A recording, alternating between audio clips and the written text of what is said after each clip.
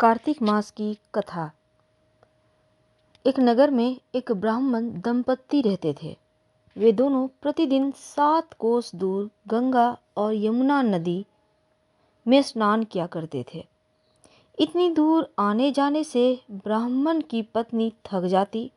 एक दिन उसने अपने पति से कहा कि हमारा एक पुत्र होता तो कितना अच्छा रहता। पुत्र के बहू आती और हमें घर वापस जाने पर खाना बना हुआ मिलता। बहू घर का काम भी कर देती। अपनी पत्नी की बात सुनकर ब्राह्मण ने कहा, तूने बात तो सही कही है, चल मैं तेरे लिए बहू ला ही देता हूँ। ब्राह्मण ने कहा कि एक पोटली में आटा डालकर कुछ मोहरे रख दे। ब्राह्मण के कहे अनुसार ब्राह्मण की पत्नी पोटली बांधकर ब्राह्मण को दे देती है। ब्राह्मण सफर के दौरान यमुना के किनारे बहुत ही सुंदर लड़कियों को देखता है। वे रेत में घर बनाकर खेल रही थी। उनमें से एक लड़की ने कहा कि मैं अपना घर नहीं बिगाड़ूंगी, मुझे तो रहने के लिए ये घर चाहिए। लड़की की बात सुनकर ब्राह्मण मन ही मन सोचने लगा, बहू बनाने के लिए यही लड़की उचित है। जब वह लड़की जाने लगी तो ब्राह्मण भी उसके पीछे पीछे उसके घर तक चला गया। वहां जाकर ब्राह्मण ने उस लड़की से कहा, बेटी, कार्तिक मास चल रहा है, इसलिए मैं किसी के घर खाना नहीं खाता। मैं अपने साथ आटा लेकर आया हूँ। तुम अपनी माँ से पूछो, क्या वह मेरे लिए आटा छानकर 4 रोटी बना देगी। यदि वह मेरा आटा छानकर रोटी बनाएगी तो ही मैं रोटी खा लूँगा। लड़की ने जाकर अपनी माँ को ये सारी बातें बताई। माँ ने कहा, ठीक है, जाकर ब्राह्मण देव से कह दो कि वह अपना आटा दे दे, मैं रोटियां बना दूंगी। जब वह आटा छानने लगी तो आटे में से मोहरें निकली। सोचने लगी कि जिसके आटे में इतनी मोहरें हैं उसके घर में कितनी मोहरें होंगी। जब ब्राह्मण खाना खाने बैठा तो लड़की की माँ ने उस ब्राह्मण से पूछा, क्या आपका कोई लड़का है और क्या आप उस लड़के की सगाई करने जा रहे हो। यह सुनकर ब्राह्मण ने कहा, मेरा लड़का तो काशी में पढ़ने गया है, लेकिन यदि तुम कहो तो खांड कटोरे से विवाह करके तेरी बेटी को अपने साथ ले जाऊं।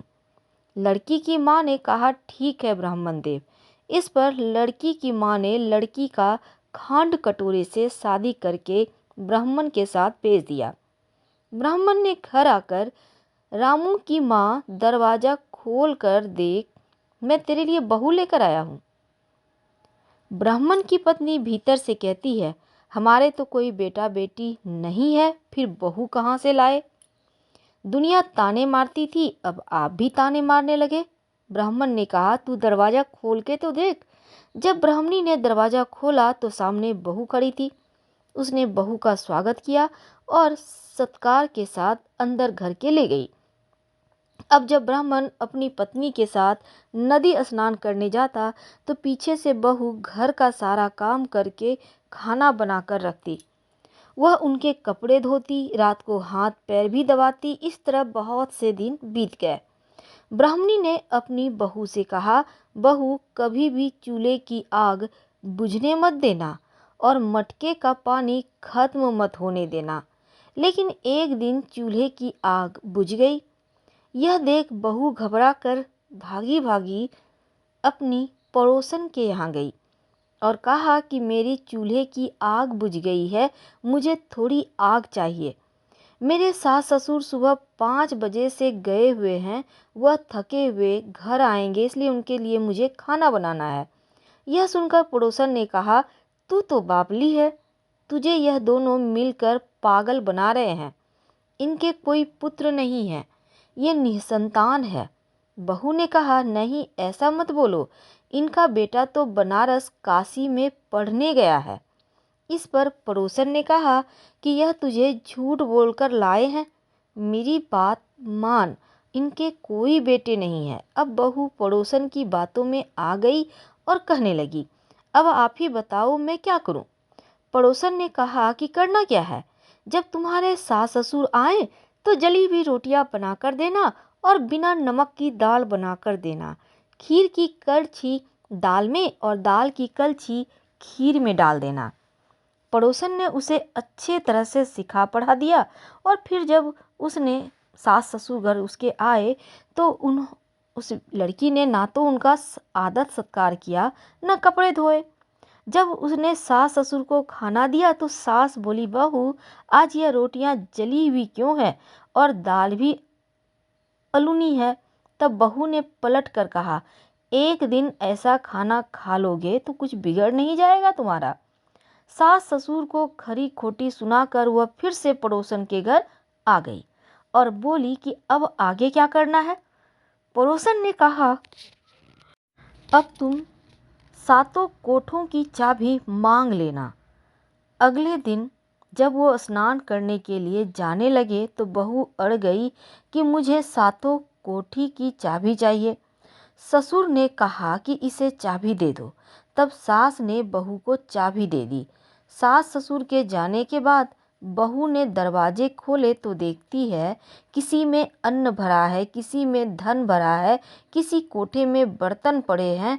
और उसने सबसे ऊपर का सातवां कोठा खोला तो देखा शिवजी, माँ पार्वती, गणेश जी, माँ लक्ष्मी, पीपल पथवारी, कार्तिक के ठाकुर, राई दामोदर, तुलसी जी का बिड़वा, गंगा यमुना और 33 कोटि देवी देवता विराजमान है। वहीं पर एक लड़का चंदन की चौकी पर बैठा माला जप रहा है। यह सब देखकर उसने लड़के से पूछा कि तुम कौन हो। तब लड़का बोला, मैं तेरा पति हूँ, अभी दरवाज़ा बंद कर दे, जब मेरे माता पिता आएंगे तब दरवाज़ा खोलना। यह सब देखकर बहुत खुश हुई बहू और 16 श्रृंगार कर सुंदर वस्त्र पहनकर अपने सास ससुर का इंतजार करने लगी। उसने अपने सास ससुर के लिए अच्छे अच्छे पकवान बनाए। जब उसके सास ससुर घर पर आए तो उसने उनका आदर सत्कार किया और प्रेम पूर्वक खाना खिलाया। हाथ पैर दबाने लगी और पैर दबाते दबाते बहू ने कहा कि माँ आप इतनी दूर गंगा यमुना स्नान करने के लिए जाती हो तो थक जाती हो, इसलिए आप घर पर ही स्नान क्यों नहीं करती। यह सुनकर सास कहने लगी, बेटी गंगा यमुना घर पर तो नहीं बहती है। तब उसने कहा, हाँ माँ जी बहती है, चलो मैं आपको दिखाती हूँ।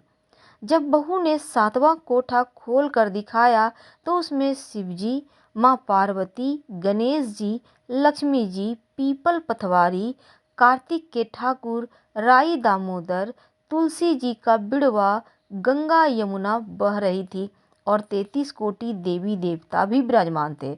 वहीं चौकी पर बैठा एक लड़का माला जप रहा था। माँ ने उसे देखा तो कहा कि बेटा तू कौन है। लड़का बोला, माँ मैं तेरा बेटा हूँ। तब ब्राह्मणी ने पूछा कि तू कहाँ से आया है। लड़के ने जवाब दिया, मुझे कार्तिक देव ने भेजा है। माँ ने कहा, बेटा यह संसार कैसे मानेगा कि तू मेरा बेटा है। माँ ने कुछ विद्वान पंडितों से मदद मांगी। पंडितों ने कहा, इस पार बहू बेटा खड़े हो जाए और उस पार माँ खड़ी हो जाए। माँ ने चमड़े की अंगिया पहनी हो और छाती से दूध की धार निकलकर बेटे की दाढ़ी मूछ भीगे और पवन पानी से गठजोड़ा बंधे, तब मानेंगे यह माँ का ही बेटा है। उसने ऐसा ही किया। चमड़े की अंगिया फट गई, छाती में से दूध की धार निकलकर बेटे की दाढ़ी मूछ भीग गई, पवन पानी से बहू बेटे का गठजोड़ बंध गया। यह सब देखकर ब्राह्मण और उसकी पत्नी का खुशी का ठिकाना नहीं रहा। तो यह थी कार्तिक मास की कथा। कार्तिक के ठाकुर जैसे ब्राह्मण ब्राह्मणी को बहू बेटा दिया वैसे सबको देना।